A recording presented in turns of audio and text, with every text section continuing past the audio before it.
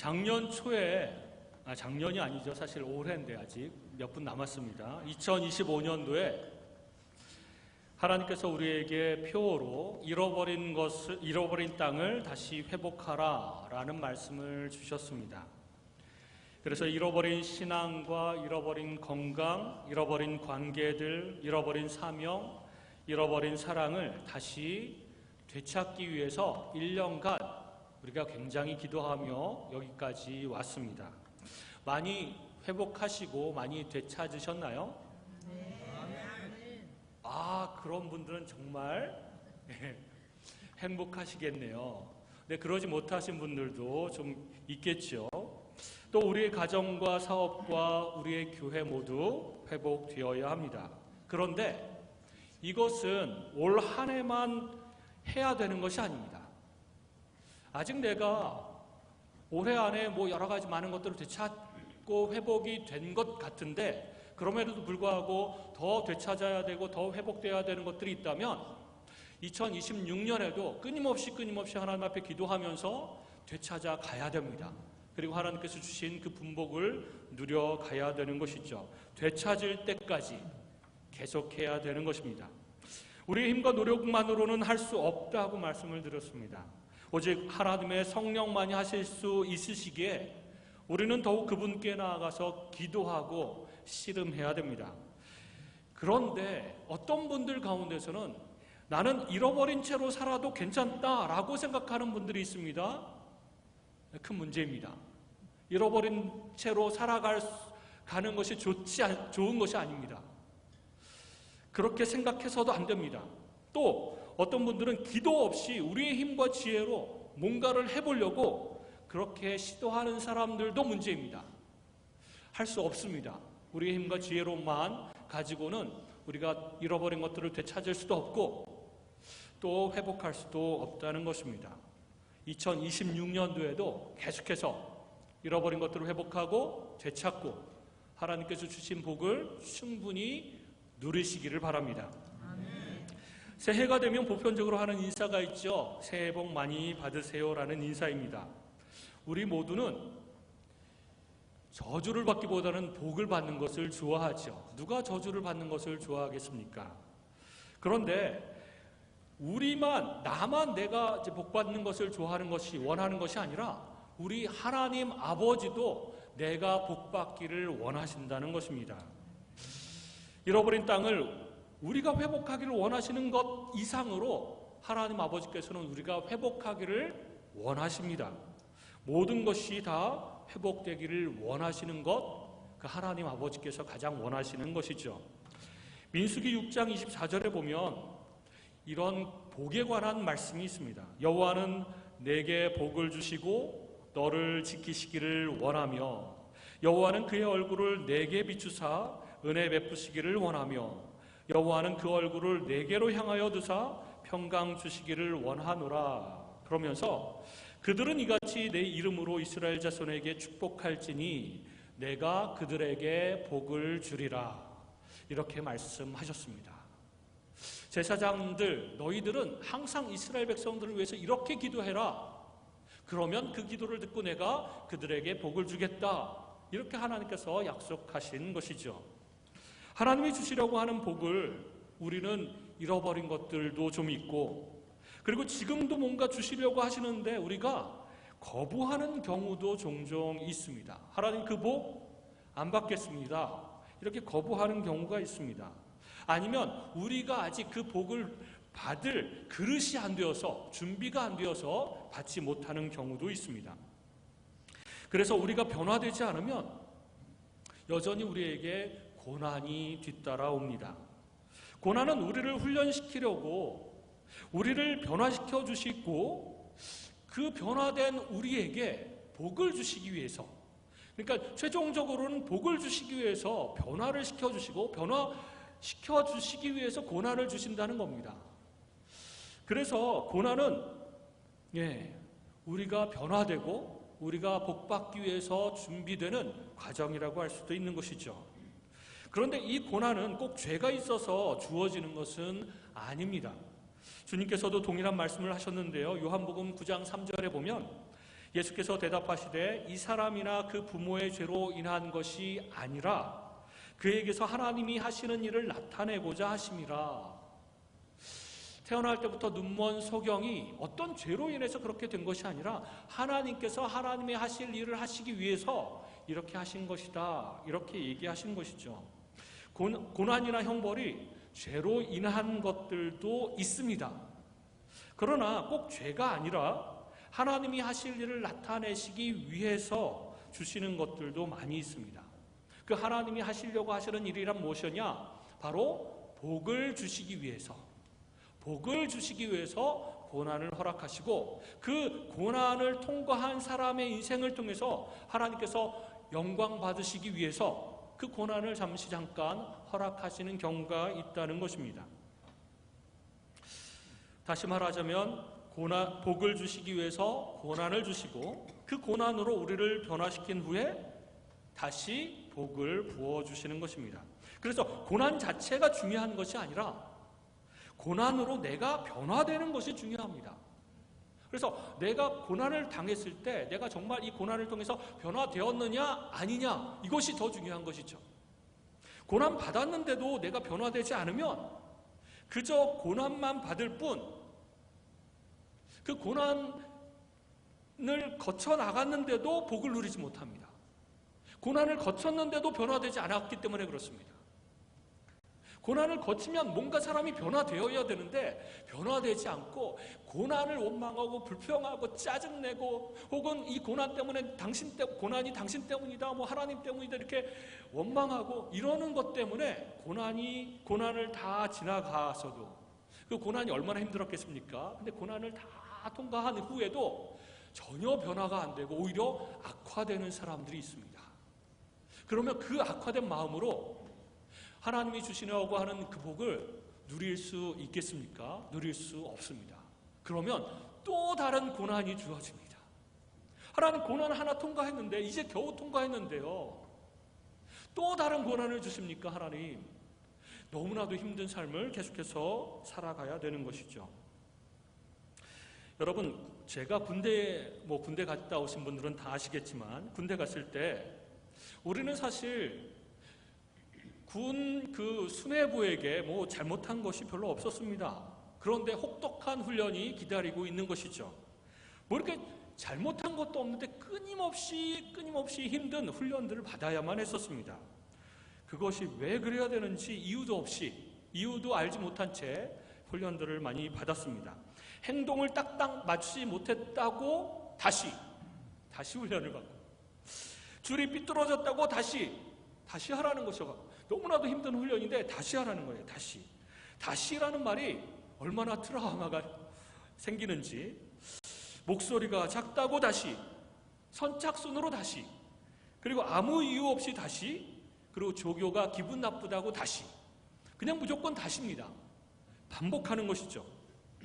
그런데 이런 이유 같지 않은 생트집을 잡아서 훈련을 반복하고 그러다가 어느 정도의 훈련이 이루어져서 몸도 튼튼해지고 동작도 빠릿빠릿해지고 정신도 아주 얼차려라고 하는데 이렇게 정신도 차려지고 다듬어지면, 그래서 훈련의 목표가 달성이 되면 그 훈련은 이제 마치게 되고 그 다음 단계로 넘어가게 되는 것이죠. 아무런 잘못을 하지 않아도 이런 혹독한 훈련을 하는 것은 우리가 무장되고 훈련되어서 우리가 든든하게 서기 위함입니다. 사탄 편에서 보면 고난은 우리를 망하게 하고 괴롭히고 우리를 속여서 하나님이 주시는 복을 가로채고 그러기 위해서 사탄은 우리에게 고난을 어떻게든지 더 많이 주려고 그렇게 노력을 합니다. 그러나 하나님 편에서 보면 우리가 복을 누릴 자격을 갖추도록 고난을 주시고 훈련을 시켜주십니다. 우리가 특별하게 어떤 잘못을 하지 않았어도 고난을 주시면서 훈련을 하게 하는 것이죠. 그래서 그 훈련을 잘 통과하기만을 하나님께서 바라시는 마음으로 그렇게 우리에게 훈련을 주시는 것입니다. 그 훈련은 종류가 다양합니다. 사람마다 다릅니다. 각 사람들이 넘어야 될 훈련들이 다 다르다는 것이죠. 그런데 이것을 자꾸 피하려고 합니다. 군대에서도 뺀질뺀질 어떻게 하면 이 훈련을 좀 빠져나갈까? 열애될까? 뭐 이런 잔머리를 쓰는 사람들이 많이 있습니다. 그러면 언젠가는 다시 또 그 훈련을 받아야 됩니다. 그리고 훈련받아서 변화되지 않으면 역시 하나님이 주시려고 하시는 복을 받아 누릴 수는 없습니다.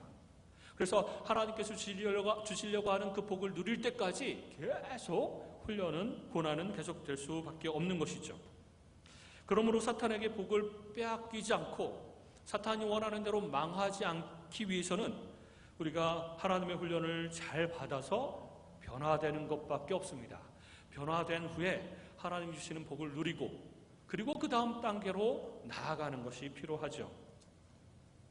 그러나 여전히 고난을 통과했는데도 사탄이 좋아하는 마음과 태도를 계속 가지고 있게 된다면 그러면 하나님이 주시려고 하는 복을 누릴 수가 없는 것입니다. 잃어버린 것들을 회복하는 것 오직 성령님께서 하신다고 말씀을 들었습니다. 그 성령님께서 어떤 식으로 우리 속에서 역사하시냐면 우리의 마음과 믿음과 태도를 먼저 회복하시거나 변화시키시거나 고치십니다. 그러고 난 다음에 잃어버린 것들을 다시 회복시키시는 것이고 복을 다시 누리게 하시는 것입니다. 우리의 마음과 믿음과 태도가 고쳐지지 않으면 하나님이 주시는 복은 우리에게 더 이상 복이 아니라 우리에게 화가 될 수도 있습니다. 그러므로 우리는 변화되는 것이 필요하죠. 오늘 우리가 같이 읽었던 시편 1편 1절에 보면 복 있는 사람은 악인들의 꾀를 따르지 아니하며 죄인들의 길에 서지 아니하며 오만한 자들의 자리에 앉지 아니하고 오직 여호와의 율법을 즐거워하여 그의 율법을 주야로 묵상하는도다. 이렇게 말씀하고 있습니다. 그러나 우리가 악인들의 꾀를 여전히 따르고 있고 죄인들의 방식으로 삶을 살아가고 있고 오만한 태도를 가지고 있으면 하나님께서 주시려고 하는 그 복을 받아 누릴 수가 없게 된다는 것입니다. 세상에 제일 어리석은 사람이 악한 꾀를 부리고 요령을 피우는 사람입니다. 군 시절 고참이 이런 얘기를 했습니다. 제가 열심히 뭔가를 했더니 야 임마 군대는 요령이야. 그러면서 그렇게 무식하게 일하는 대로 일하면 골병 든다. 꾀부릴 줄도 알고 요령껏 대충 해야지 편하게 군 생활할 수 있어. 이런 얘기를 하면서 대충 하는 모습을 시범적으로 보여줬습니다. 이렇게 하는 거야. 대충 해도 사람들 몰라. 고참 상사들 잘 몰라. 뭐 이러면서 쫙 눈속임 하듯이 대충 하면서 편하게 일하는 모습을 보여주는 것이죠. 그런데 신자들 중에서도 대충 꾀부리면서 넘어가면 하나님도 속일 수 있을 것이라고 생각하는 신자들이 종종 있습니다. 어떤 청소년 하나가 있었어요. 여기 청소년들 많은데요. 자기 방 청소는 잘 하는지 스스로에게 한번 물어보십시오. 이 청소년 하나도 엄마가 맨날 청소하라 네 방 이렇게 완전히 쓰레기장 같이 널려놓으면 되겠느냐 그러면서 혼내셨어요. 그래서 청소 안 하면 혼나고 청소를 잘하면 용돈을 주겠다 이렇게 약속을 했죠. 근데 엄마가 이제 그 일하러 나가고 돌아올 때쯤 되면 부랴부랴 청소를 하는데 청소를 깨끗하게 하는 건 굉장히 힘들지 않습니까? 시간도 오래 걸리고. 그러니까 이 청소년이 어떻게 하면 쉽고 엄마도 눈속임하면서 용돈도 받고 그럴 수 있을까? 꾀를 내다가 지저분한 쓰레기와 정리되지 않은 옷들을 모두 침대 밑으로 쫙 하고 대충 정리를 딱 하고 엄마를 기다리는 거죠. 그리고 엄마가 딱 와서 보면 청소 잘했네. 그리고 이제 용돈도 주고 칭찬도 해주는 거였습니다. 그렇게 여러 번 반복을 하다가 어떻게 해드릴게요? 걸렸습니다. 미처 집어넣지 못한 그 쓰레기와 과자 봉지와 옷가지들과 이런 것들이 이제 침대 밑에서 삐죽 나와서 그걸 보고 이제 엄마가 들여다보니까 어떻게 되겠습니까? 완전히 거의 몇 년 묵은 온갖 쓰레기들이 다 그 침대 밑에 가득 들어있는 것을 보고 엄청나게 혼내고 그리고 용돈 이제 없다. 이제 그렇게 되었죠. 여러분, 눈속임으로 청소 자체가 중요한 것이 아니라 엄마가 바라는 것은 항상 정리정돈하고 깨끗하게 청소하려고 하는 마음 자세가 중요한 것이죠. 그런 태도와 마음 자세를 위해서 혼도 내기도 하고 상도 주고 그러는 것이 아닙니까? 근데 그 마음 태도와 자세가 변화되지 않으면요, 그저 눈속임 할 뿐이고 그러다가 나중에 들킬 뿐이고 삶은 전혀 변화가 없을 것입니다. 그런데 청소라는 것이 위생상으로도 중요하고 내 정신 상태에서도 중요하고 그러므로 항상 바르게 깨끗하게 정리정돈하고 청소해야 된다라고 하는 것이 훈련될 때까지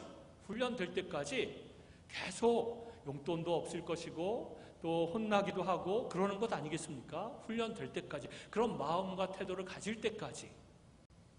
그런 것처럼 하나님께서도 우리에게 그냥 눈속임 하듯이 하는 척만 하는 것이 아니라 진짜 우리 마음과 태도가 변화되고 우리 인식이 바뀌어지고 그래서 진정으로 하나님을 대하는 것, 진정으로 이웃을 대하는 것이 완전히 바뀔 때까지 끊임없이 고난을 통해서 훈련시켜 주신다는 것입니다. 하나님은 그것을 원하십니다. 그저 예배 드리는 척, 사랑하는 척, 종교 행위를 하는 척하면 복 받을 줄 알고 그렇게 하는 분들이 있습니다. 꼬박꼬박 주일날 예배 한번 참석하면 되는 줄 알고, 그리고 밥 먹을 때 식사기도 하면 되는 줄 알고 복 받을 줄 알고, 그런데 과연 우리의 마음과 태도와 이런 것들이 다 변화되었을까요? 그것을 우리는 돌아보아야 합니다. 진정으로 예배드리는 태도, 진심으로 사람들을 사랑하려고 하는 마음, 기도를 한번 하더라도, 식사기도 짧게 하더라도 진정으로 감사하는 마음으로 하나님 앞에 진정으로 그렇게 기도하는 마음, 그런 태도, 이것이 굉장히 중요하다는 것입니다. 이웃을 사랑하는데 그냥 대충 얄팍하게 사랑하는 것이 아니라 진심으로 마음을 다해서 사랑하고 돌보려고 하고 걱정하고 기도해주고 사랑해주고, 이런 마음이 훈련될 때까지 하나님께서는 계속해서 우리를 훈련시키실 것입니다. 고난을 통해서든 어떤 다양한 방법을 통해서든 그것이 변화되지 않으면 하나님께서 주시는 복을 누릴 수가 없습니다. 아직 멀었다, 너 근본적으로 변화되지 않고 눈속임 하는 거야, 그렇게 하나님께서 보신다면 하나님은 그 복을 누리지 못하게 하실 것입니다. 2026년 새해가 이제 밝았습니다. 이제 1월 1일이 됐습니다. 우리의 모든 삶에서 꾀부리는 것, 요령을 피우는 것 다 버리고 한순간도 매순간 진심으로 대하는 것이 필요합니다. 죄인들의 삶의 방식을 버리고 오만한 태도를 버리고 하나님과 사람들 앞에서 겸손하게 대하는 것이 필요합니다. 그런 마음이 필요합니다. 그런 태도가 필요합니다. 무슨 일을 하든지 사람에게 하듯 눈속임을 하지 말고 죽게 하듯 최선을 다하고 정성을 다하는 것, 그런 삶으로 살아가야 됩니다. 2025년도에 그렇게 삶을 살아가지 못했다면 2026년도에는 그렇게 삶을 살아야 됩니다. 그래야 잃어버린 모든 것들을 회복하고 하나님께서 주시는 복을 받아 누릴 수가 있게 될 것입니다. 그렇지 않다면 우리는 2026년도 똑같이 살아가게 될 것입니다. 똑같이 힘들고 똑같이 아무런 변화도 없고 똑같이 하나님께서 주시는 그 고난 가운데 놓여질 것입니다. 무슨 일을 하든지 그냥 사람들 눈속임 쉽잖아요. 그렇듯이 하나님도 속일 수 있을 거라고 생각해서는 안 되는 것이죠. 어떤 것을 해도, 인사를 해도 안녕하세요가 아니라 진심으로 그 사람을 사랑하고 존중하는 마음으로, 반가운 마음으로, 환영하는 마음으로 인사하고 눈 맞추고 웃음을 짓고 따뜻한 말 한마디를 건네고 그래야 된다는 겁니다. 형식적으로 하는 것 전부 다 버려야 됩니다. 신앙생활하는 거, 영적인 생활하는 거 다 마찬가지입니다. 형식적으로 하는 거 다 버려야 되고 진심으로 해야 됩니다. 진심으로. 예배 시간에 몸이 너무 피곤해서 꾸벅꾸벅 어쩔 수 없이 조는 것, 그건 괜찮습니다. 하나님께서 피곤하구나 그러면서 위로해 주실 것입니다. 새 힘을 부어주실 것입니다. 그러나 예배 시간에 일부러 딴짓하는 사람들, 하나님께 집중하지 않고 예배에 집중하지 않고 설교도 대충 듣고 기도도 대충 하고 딴 생각하고 찬양도 그냥 부르는 듯 말든 듯 하고 이렇게 대충 하고 형식적으로 하고 이런 태도를 가지고 있는 한 우리의 삶은 변화되지 않을 것입니다. 그리고 그 결과로 우리는 복을 누릴 수가 없을 것입니다. 잃어버린 모든 것들을 다시 되찾을 수 없을 것입니다. 문제가 해결되지 않을 것입니다. 그렇게 우리는 죽게 하듯 매 순간을 정성을 다해서 할 때에 우리는 모든 일에서 복을 받게 될 것입니다. 고린도전서 4장 2절에 보면 맡은 자들에게 구할 것은 충성이니라 라는 말씀이 있는데, 여기서 충성은 자신의 의지대로가 아니라 하나님의 능력으로 움직이는 것, 그러면서도 자신의 판단대로가 아니라 하나님의 뜻대로 움직이는 것, 그러면서도 무조건적인 순종, 이것이 바로 충성입니다. 어느 순간에만 한 번 충성하고 마는 것이 아니라 매 순간을 하나님 앞에 충성스러운 그런 일꾼으로 하나님 앞에 서야 될 것입니다. 성령 하나님께서 우리 속에서, 우리 마음 속에서 다듬고 깎고 변화시키는 대로 반응하고 변화되어 가는 것이 무엇보다도 중요합니다. 그 어떤 일보다도 중요합니다. 꼭 사역을 맡은 자들이나 말씀을 맡은 자들만 충성하는 것이 아니라 하나님의 신실한 자녀들은 하나님께 충성되어야 하는데, 하나님께서 주신 시간, 또 물질, 하나님께서 주신 재능, 모든 것들을 다 동원하여 하나님 앞에 충성스러운 삶을 살아가야 되는 것입니다. 그렇다고 하나님은 우리들에게 최고만을 요구하시는 것은 아닙니다.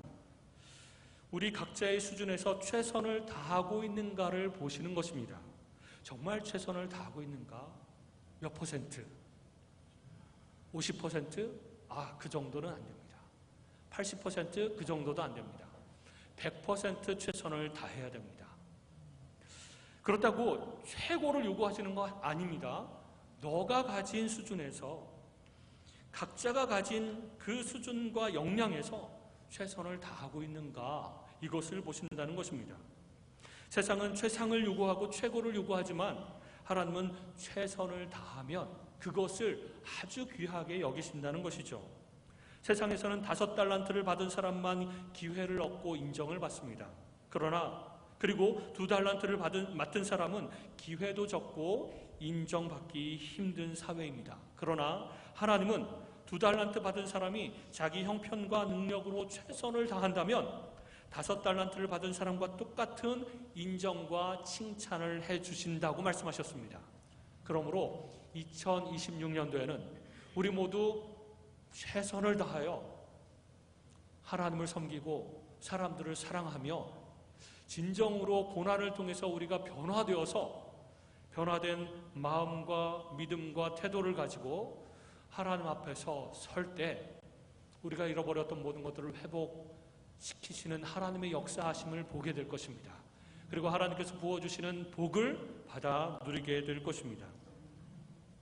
그러므로 우리 모두는 2026년 하나님께서 나의 인생 가운데 어떤 것을 계획하고 계시고 무엇을 준비하고 계실까, 이것을 기대하면서 최선을 다하는 한 해가 되게 해주십시오 라고 오늘 결단했으면 좋겠습니다.